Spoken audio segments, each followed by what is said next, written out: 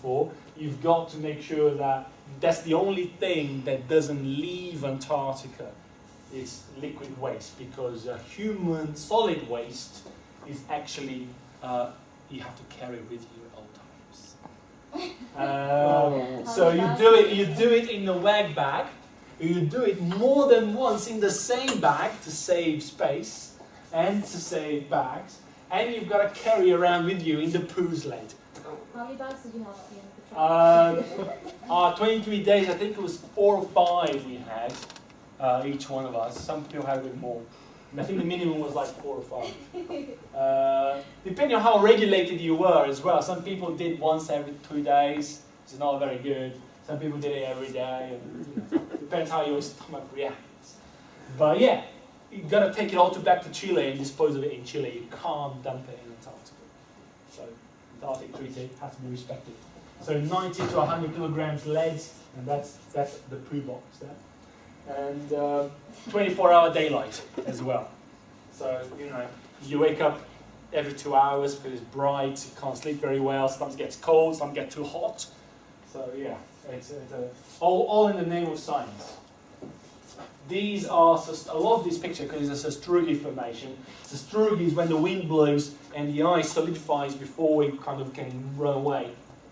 And there's lots of bumps in the ice. And it happens usually close to blue ice areas. And very, very hard to get through. You can see we're all moving in different directions because we're trying to find the best path to get to where we need to. And it's very difficult. Sleds get stuck very often and you've got to stop. It took us, we moved from where we were around there somewhere, all the way to the camp at the bottom of the mountain. It took us 10 hours to move across. We ran out of water.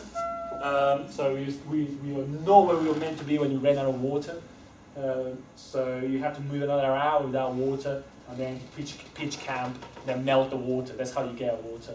You melt the ice around you. And, so we were in the base camp. That's another good story. Because the base camp brings people from all over the world, and most people go fly to the South Pole. There's lots of sheikhs and other people with loads of money. They're going there. And someone asked, "Where'd you get your water from?" And you should bring bottled water. Water everywhere. Melted. I know it's a bit of a shame really, but it's the way to do it. You've got to melt the water. It's something like that. Do science. You won't bring bottled water. So, and all of this to do science. All of that in the name of science. So, I love this video that I'm going to show you next, because it's all about what science is all about. Hopefully we will. There you go. If you've seen this video, don't say it.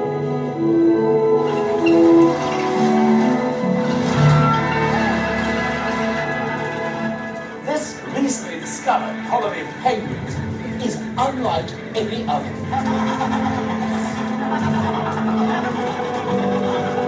They don't need to huddle together every winter for protection against the bitter cold, because these little fellas can do something no other penguins can.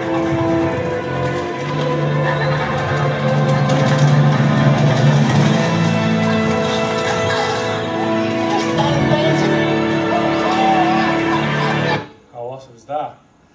Or is it? Is it? What's the point of this video? This video from the BBC showing flying penguins. Do penguins fly? Do penguins fly? No, they don't. Penguins don't fly. How come they fly? Well, because it's fake. And science is all about finding evidence for stuff that you're looking at. Because if you can't just believe in what people tell you can't just say, we've done this experiment and this is what happened. Show me your protocol and I'll repeat it, see if it really works. So it's very, the science we did there was quite low-level science, but for students in secondary schools, in primary schools, the low-level science they've done is actually quite high-tech in the sense of thinking about science and how do we do science. So the first project was Antarctica, Mars on Earth, because Antarctica is the Earth's coldest, driest desert, extreme fluctuations of temperature, intense ultraviolet radiation, layers of permafrost, which is where the land freezes and defreezes all the time, creates by katabatic winds. So this is a region called the McMurdo Valleys. You can see the glacier coming down here, and it's a very dry area in Antarctica. It's very similar to Mars. So the whole idea was to look at Mars on Earth, and Tim did an experiment. That's not Tim. 24 hours of isolation, 24 hours of sunlight, no allowed outside the tent, and that's Tim. No watches. Yeah, so he was isolated for 24 hours, as astronauts would. Of course, they would be stuck for more than 24 hours, but we couldn't afford more than 24 hours. So he got stuck alone, on his own, inside the tent, 24 hours, and he only had a walkie-talkie, and he lost track of time very quickly, because he was meant to call in every hour, and then after a couple of hours, he was delayed by about an hour. So by when it was 8 o'clock, he was thinking it was 12 o'clock. His time just changed completely. So it's very important to be aware of all these psychological differences when you're stuck in a confined place. You don't have a sense of time. So if you look well at the pictures of Antarctica and Mars, these are two pictures. One is Mars and one is Antarctica. Which one is which? If we've paid attention on the pictures I've shown about Antarctica so far, we should be able to differentiate between Mars and Antarctica, or can we? How difficult is it? What do you reckon? I think the top one's Antarctica. Why do you think the top one is Antarctica? Why? Where is the evidence? Because what is it? The ripples. The ripples, okay. So what's the difference between the ripples here and here? Those are less bumpy, less dramatic, less sharp. Smooth, so it freezes over quick by the ice. Okay. So that was more like. Okay. What else? Well, anyone else thinks differently? Anyone think the bottom one's Antarctica? No? Everyone? So the bottom one is in fact Antarctica. It's a region, it's the McMurdo Valley. It's a very good theory, though, very good thinking about the ripples in the freezing and thawing. The thing is that in this place, which is the McMurdo Valleys, the wind blows constantly. So there's hardly any snow whatsoever in their place, and very dry. And because the wind blows very quickly, there's sharp bends and that. While Mars, the wind can go as quickly as on Antarctica, but not in this particular one. So let's try again. What do you reckon then? Which one's Mars, which one's Antarctica? It's hard, isn't it? And that's why they take many of the missions, the training for missions to go to Mars happen in Antarctica. Because it's very, very similar. Not just the weather conditions as well, but the actual landscape.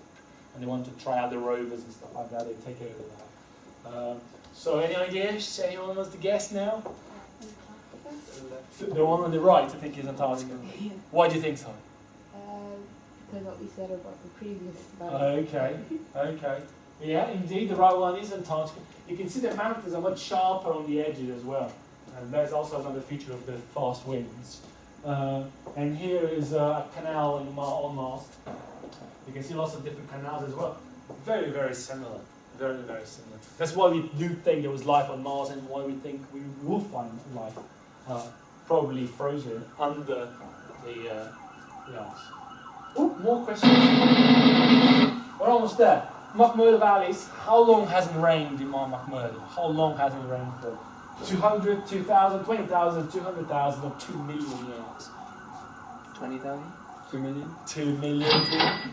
2 million years it hasn't rained. And the question is, how do they know it hasn't rained for 2 million years?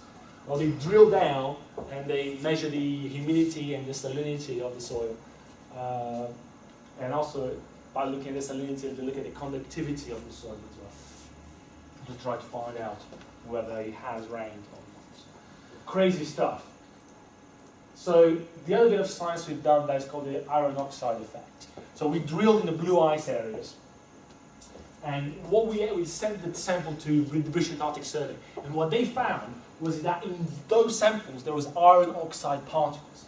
Now the idea is that when those glaciers melt, you will flow into the sea. And all those iron oxide particles will flow back into the sea.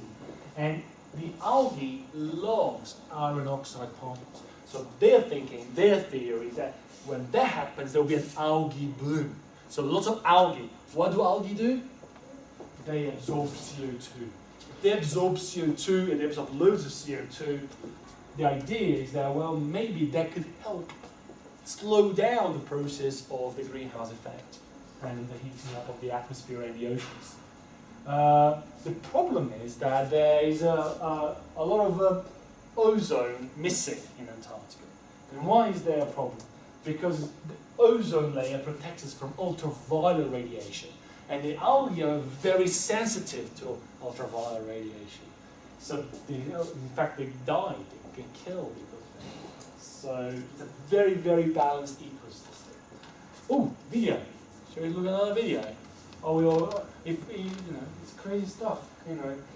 Pictures, videos, questions. Global warming, or You might have seen this none before. like it hot. If you have, awesome.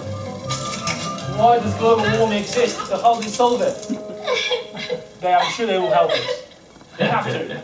You're probably wondering why your ice cream went away. Well, Susie, the culprit isn't foreigners, it's global warming. Global wobble? Yeah. Meet Mr. Sunbeam. He comes all the way from the sun to visit Earth. Hello, Earth. Just popping in to brighten your day. La la la la la la la. And now I'll be on my way.